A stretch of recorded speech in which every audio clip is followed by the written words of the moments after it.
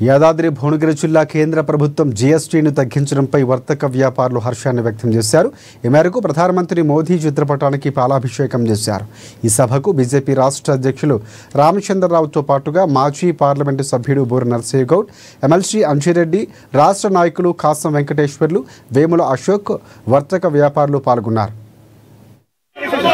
మోదీ గారు దేశానికి సామాన్యుడికి దీపావళి దసరా బహుమతి ఇచ్చినట్టు మనం భావించాలి. గిఫ్ట్ ఫ్రమ్ మోదీకి.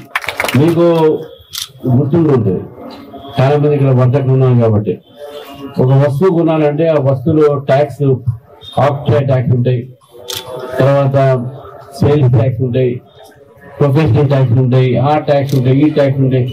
ఇంతకుముందు చెప్పారు, ట్యాక్స్ లేకుంటే కింద బిల్లు తెస్తుంది. అయితే ప్రపంచం మొత్తంలో కూడా ఈ యొక్క జిఎస్టీ అనేది ట్యాక్స్ సింప్లిఫికేషన్, అంటే పన్ను విధానంలో సరళీకరణ. ఈ సరళీకరణ చేసేటటువంటి దీంట్లో చాలా దేశాలు మార్చుకున్నాయి.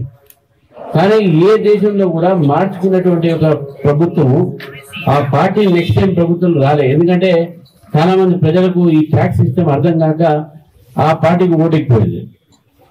చాలా ఉన్నాయి, యూరోప్ లో అనేక దేశాల ఎగ్జాంపుల్స్.